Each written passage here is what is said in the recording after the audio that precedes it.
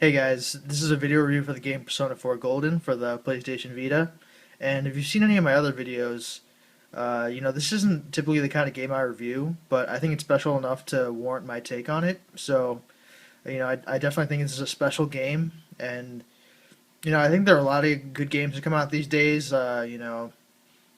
Probably actually quite a handful, but there aren't that many games that are truly magical, maybe playing Legend of Zelda Ocarina of Time for the first time, or Mario 64 or something like that. But I definitely think I would put this in that category of like truly elite, like special games.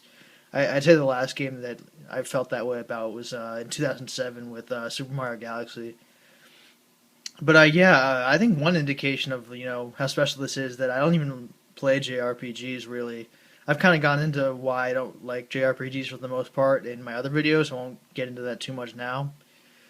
But so yeah, let's get into it. Just kind of a briefer. This is a port of the PS2 version, which came out in 2008, and I'll just highlight some of the differences real quick. One of the differences is that you can fast forward cutscenes and dialogue, which is pretty nice. A lot of games these days, especially from Japan, still have like slow moving text, which you can't skip. Even like a great game like Zelda Skyward Sword or Twilight Princess is really slow moving text, which is annoying. And another addition is that it has two new social links, which I'll get into. They're really good social links too. Um, yeah, like I said, I'll get into that in a bit. And one of the social links leads to an all new dungeon, which is okay. It's kind of gimmicky. It comes near the end of the game if you fulfill the social link completely, and it's all right. It has a really nice payoff though, because the character that the dungeon is based around is really interesting. Another new feature is that you can, if you die in a dungeon, you can retry from the same floor, and there are about 10 to 12 floors in each dungeon. And I believe in the PS2 version. I haven't played the original. This is actually my first time playing the Persona series. I probably should have mentioned that earlier, in the original, if you died, I believe you started over from the beginning of the dungeon, which is annoying. There's nothing I hate more than losing progress when you die in an RPG, which is why I prefer games like Pokemon, where you don't really lose anything. You just kind of go to the Pokemon Center. So yeah, that's a really nice kind of tweak. And there's easier persona fusing. Still, I'll get into that in a bit, probably a little bit too, maybe not too much. And load times are a lot faster since obviously it's not on the PS2, which my cousin and I used to joke that the PS1 and PS2 were like the king of load times because they loaded a lot slower than like their contemporaries like the Xbox or GameCube. So yeah, the obviously when you're playing an RPG, you want to save as much time as possible. So less loading is a good thing, obviously. It also has this interesting Dark Souls system, like this asynchronous thing where at the top left corner of your screen, at any time you can press it on the touch screen, and it'll show you sort of what everyone else is playing the game is doing on the day you're playing, which is kind of interesting, kind of like a cool social feature. Kind of gives you insight on how other people are playing. And I guess finally, there's this SOS system in the that you can activate in the dungeon. So like when you're low on health, you can press the SOS button, and then other people who are playing in that dungeon at the same time as you online can help you and give you like a little energy boost, so you can get through the battle a little easier. That's kind of interesting. I never really used it that much though. Didn't really need it when I was playing. But yeah, so those are differences. The differences. I think there's more stuff, but like I said, I didn't really play the original, so this is just stuff I read about. But kind of the main takeaway is that this feels like a modern game. I think the main criticism with JRPGs these days is that they feel like they came out during the PS1 era, and the genre hasn't evolved that much since then. I don't know if that's true or not. I don't play that many JRPGs, but that's kind of the criticism. But when I played this, it just felt so modern to me. Like for one, it takes place in a modern setting. it's in Japan in a sort of small town, and it just feel like the JRPGs that I'm used to playing, like Chrono Trigger or Final Fantasy 4 or whatever. You feel kind of disconnected from them since they take place in these really like fantastical settings. So this feels modern. It feels real. The music is really kind of, it feels modern. I don't really know the genre of the music, but it's awesome and it feels like it's kind of pop music esque. I don't really know. It's a great soundtrack. It's probably one of the best modern gaming soundtracks there are is or I don't know. Um, yeah, and like I said, that's fast scrolling text and skippable cutscenes, which a lot of Japanese games they really want you to read their often convoluted stories, but in this you can just skip whatever you want. Not that I would, since the dialogue is really excellent. Uh, it has fast character movement speed, which is another great thing. It just you play some of these games and your character just moves like a snail. Even in something like Zelda, which isn't an RPG, but your character just moves a lot slower than you'd like. And I guess finally, it has really fast battle animations too. Uh, what the battles are really quick, except for maybe the boss battles, which take a while. But the random battles, they're very snappy. Which, if you played something like Pokemon Stadium, it takes like 30 minutes to finish one 3-on-3 battle because each move takes like 25 seconds for some reason. In this, it's very fast, so that's cool. So yeah, let's get into the story a little bit. Obviously, most JRPGs, the main hook is the story, since the battling, ultimately isn't that special, except for something like Pokemon, where I feel like it has a lot more depth than a typical RPG. But yeah, the story itself isn't that special. It's kind of your typical murder mystery. There's like a TV world that the murderer drops people into, and they die there from like these shadowy creatures. It's kind of weird and interesting, but the problem is that while you're playing the game, you pretty much have no legitimate chance of figuring out who the culprit is. So you're just kind of along for the ride. A good murder mystery, like they give you chances to figure out who the culprit was, but in this, it's just kind of like when you figure out who it is by the end, you're like, well, okay. I mean, I don't know how I would have figured that out. So yeah, just the story isn't that special, but I think the sort of strength and the reason why people are they're kind of attracted to these Shin Megami Tensei games is like the characterization and the dialogue and relationships and stuff like that, which this game has in spades. So yeah, the characters are pretty interesting in this game. Let's go over a few of them. One is Yosuke, kind of your male best friend. He's kind of your typical like teenage, male, somewhat perverted friend. He's kind of metrosexual, like a lot of Japanese male teenage characters, and he's really loyal though, so you can't hate him that much. While you're battling, he's kind of like a special attack kind of guy. He does a lot of wind damage, using his wind type attacks. I mean, and another character, Chie. She's probably your best female friend. She's a tomboy. She has really short hair. She's really nice to you.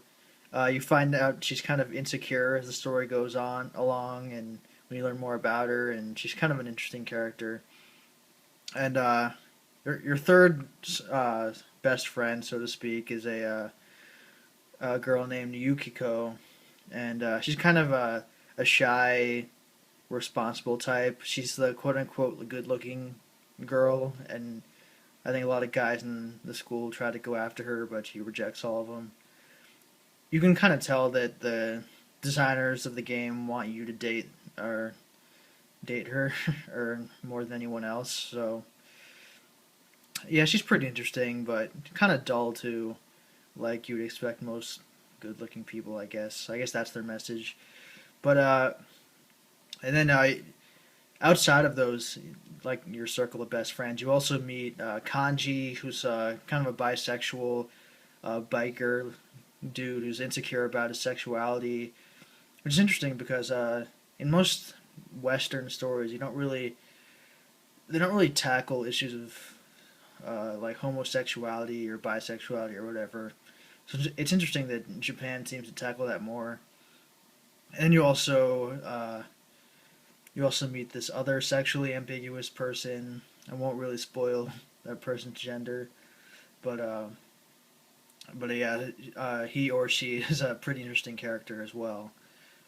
And you also meet a lot of other different characters, like the host family you stay with. You go there, you live with them, and go there every night and sleep there, and they're pretty interesting. So, yeah, there are a ton more, but I won't really get into them.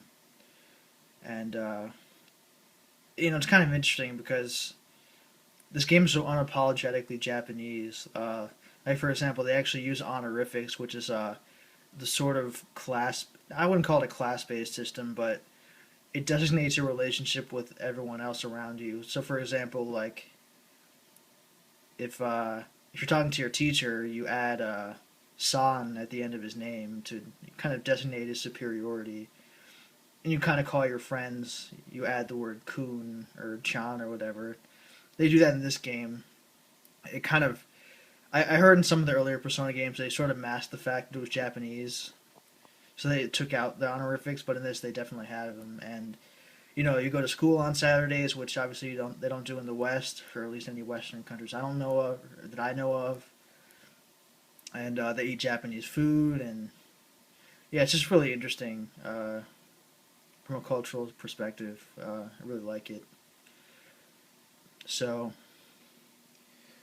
you sort of walk around in town and developing these relationships with like uh, you know people from all ages. They're little kids and old people, and you can walk around in your school and talk to like your friends or other students, and you can build these things called social links, which is a huge part of the game. And each major character has a social link. There are probably about 25 of them. I don't really know the exact number, but it's basically like a each character has their own story arc, which you trigger by talking to them on a given day. If the social link allows you to advance their kind of story on that day.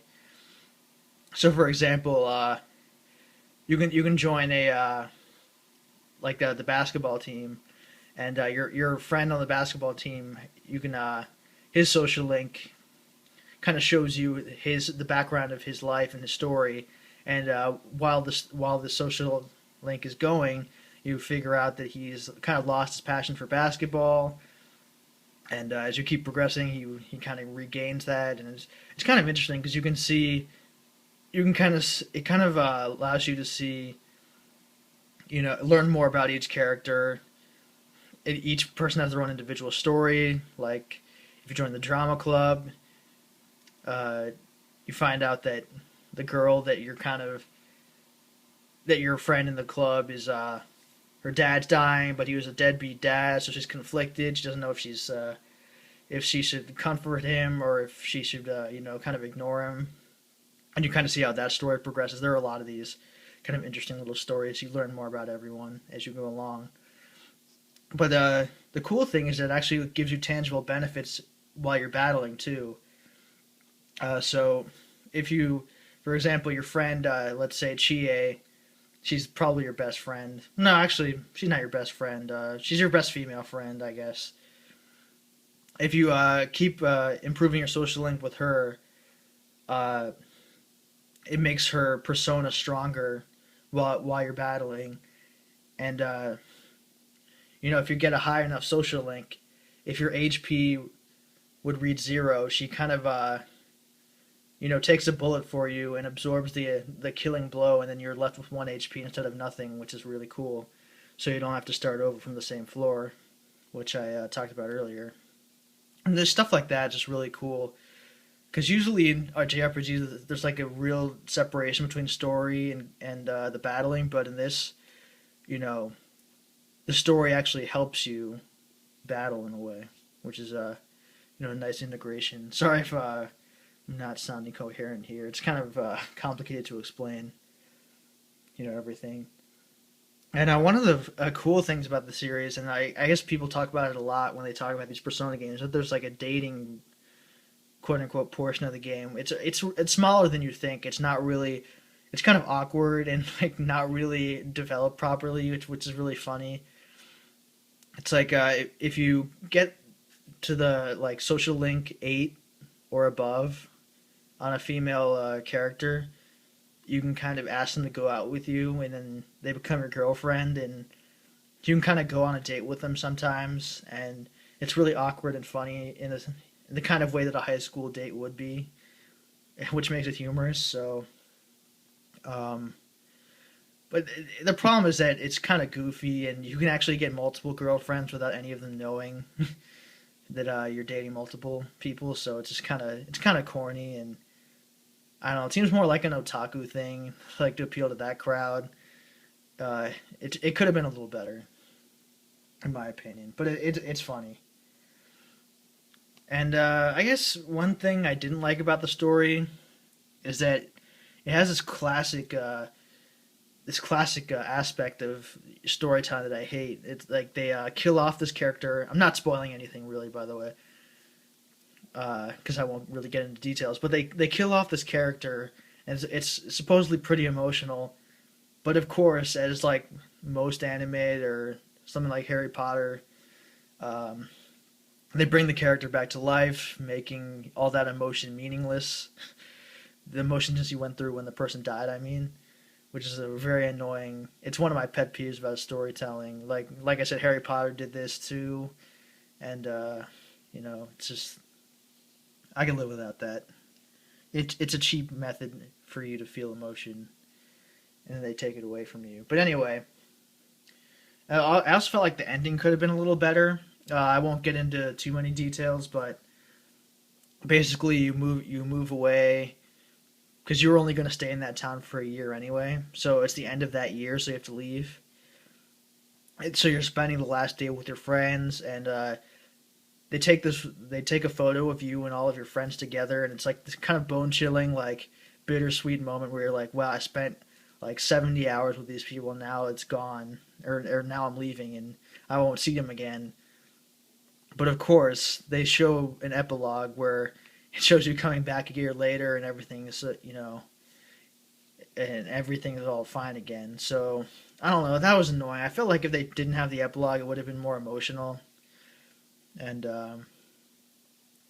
yeah, I just Harry Potter did that as well. Like, oh god, that epilogue was terrible.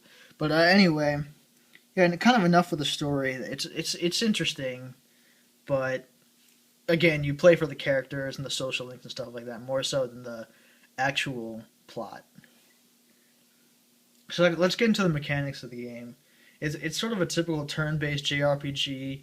It's a dungeon crawler, meaning you kind of go into these dungeons.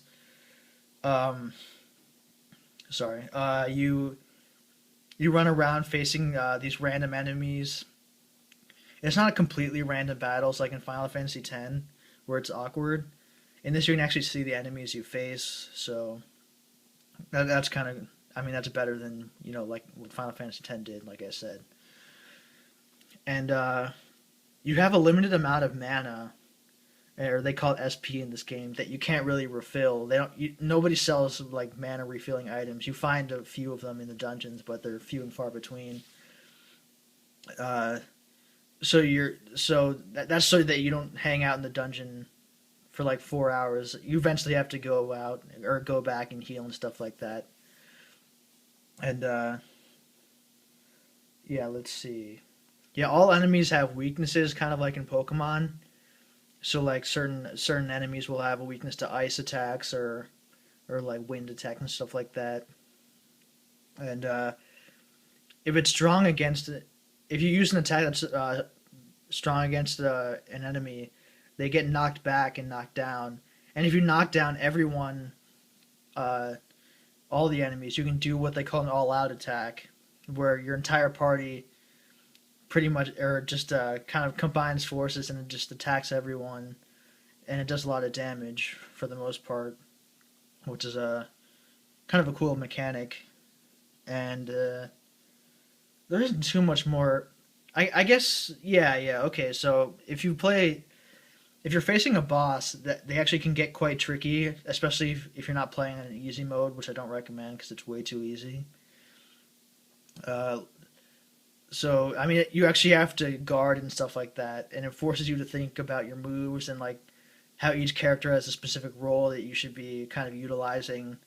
Whereas if you do a very easy mode, you can just keep going or just keep attacking offensively. You never have to worry about like guarding or sort of any of the tactical stuff that makes it, more than just like a mind numbing experience where you just press X until you win, which, in my opinion, Final Fantasy VII was like when I tried it at least.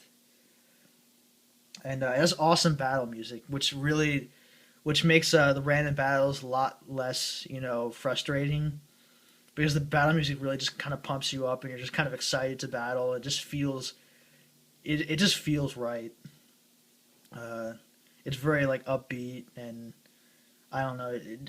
Just search for on YouTube the song "Time to Make History." It's a great song. It doesn't sound like many JRPG battle themes.